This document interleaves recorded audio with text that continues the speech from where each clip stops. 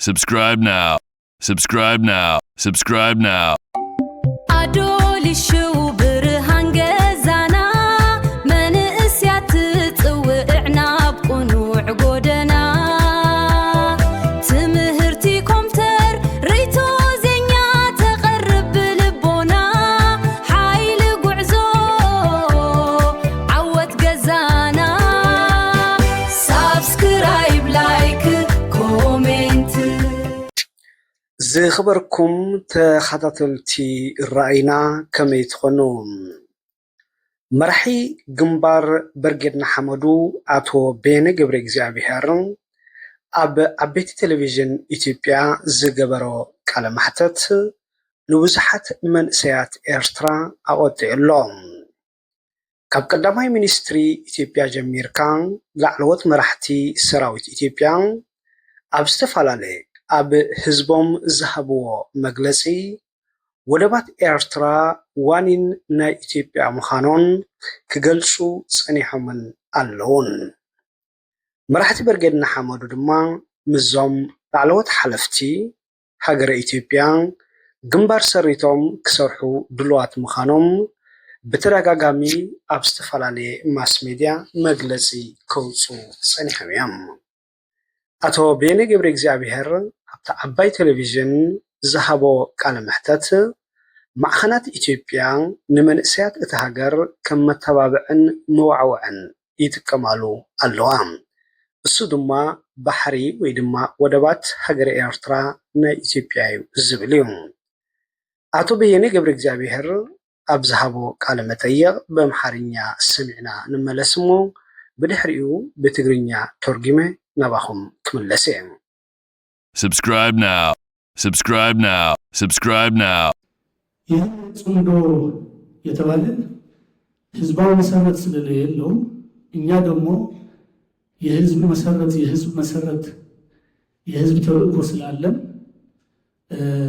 እሱ እንደግፈው እውቅናም አንሰጠው የጦርነት አባዜ የተሸከመ ስለሆነ እኛ እዚህ ያለነው ዓላማ አንዱ እሱ ለመከላከል እና እሱ ለማክሸፍ ነው። የኛ ጽምዶ ህዝባዊ መሰረት ያለው ኢኮኖሚ፣ ፖለቲካ፣ ሶሻል ሁሉ ያጠቃለለ ዘላቂ ላይፍ ታይም መፍትሄ ችግራችን በዘላቂ መፍትሄ መቋጨት እንዲያገኝ ምን መንቀሳቀስ ላይ ያለ ነው። ከዚህ ጽምዶ የኤርትራ ህዝብ አይበጅም፣ ለትግራይ ህዝብ አይበጅም። መጥፎ ለመጥፎ ነገር ደግሞ እንደ ህዝብ መታገል አለብን ብለን ክሊር ያደረግነው ዓላማችን ነው።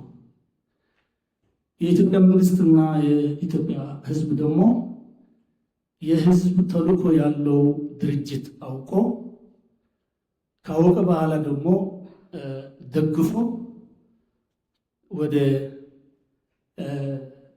ዓላማችን እንዲሳካ ለማድረግ ነው እዚህ እድል ተጠቅመን ጥሪያችን ማስተላለፍ ተገኝተን ያለ ነው። ጽምዶ የቀርን አፍሪካ ስጋት ነው። ጽምዶ ለኤርትራ፣ ለኢትዮጵያ፣ ለትግራይ ብቻ አይደለም። በዚህ አካባቢ ያሉ ሀገራት ከዚህ አደገኛ ጥምረት ጉዳት እንደደርሳቸው የታወቀ ነው። ለዚህ አደገኛ የጦርነት አባዜ ያለው ጽምዶ ለመታገል ደግሞ የኛ ስራ ብቻ አይደለም። ጦርነት መደገፍ የሌለበት መጥፎ ነው። እኛ ደግሞ ጦርነት ተወልደን አድገን ጦርነት ላይ ነን ያለ ነው። ይህን ታሪክ ብትወስድ አባቴ በጦርነት ነው የሰው አሁን ደግሞ ከኔ አልፎ ሆቴል ቤተሰቦች ሁሉ ታፍሰው ነው ወደ የጽምዶ መጥፎ የጦርነት ስብስብ ይሞታሉ። ለነሱ ለመታደግ ደግሞ መታገል አለብን ብለን ተሰባስበን ከወጣታችን ጋር ሆነን አንድ ፊስካ በመጠባበቅ ላይ ያለ ነው። ጽምዶ ለመፍረስ ለመክሸፍ አመሰግናለሁ። እዚ ጽምዶ ዝበሃል መሰረት ይኹን ተልእኾ ናይ ህዝቢ ስለ ዘይብሉ ኣይንደግፎን። ንሕና ግን ተልእኾ ናይ ህዝብን መሰረት ናይ ህዝብን እዩ ዘለና። ጽምዶ ኣራባሕቲ ኩናት እዮም ዝመርሕዎ ዘለዉ። ንሕና ድማ ነዚ ንምውዳቕ ነዚ ንምድኻም ኢና ኣብዚ ዘለና። ናትና ጽምዶ ኢኮኖሚ፣ ፖለቲካ፣ ሶስያል ዘለዎ ንህዝቢ ጠቃሚ ንብሎ ሽግራት ህዝቢ ክፈትሕ ዝኽእል እዩ ንብሎ።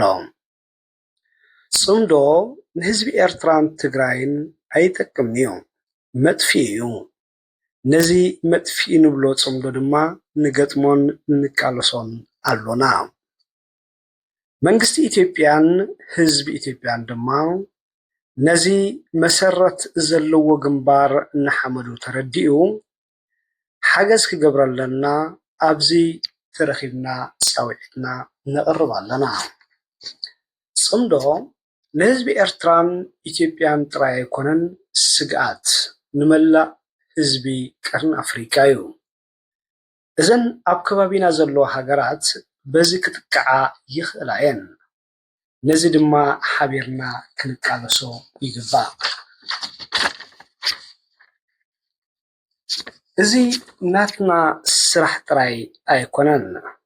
ናተይ ታሪክ እንተሪኢኹም ኣቦይ ብኹናት እዩ ተሰዊዑ። ካባይ ሓሊፉ ድማ የሕዋተይ ቤተሰበይ ተሓፊሶም ናብዚ ጽምዶ ዝበሃል ኩናት ይኣትዉ ኣለዉ። ነዚ ደው ንምባል ድማ ተኣኪብና ምዞም ኣብዚ ትርእይዎም ዘለኹም መንእሰያት ሓቢርና ሓንቲ ፊስካ ኢና ንጽበ ዘለና። ጽምዶ ንምፍራስ ኣብዚ ኣሎና ይቐኒየለይ።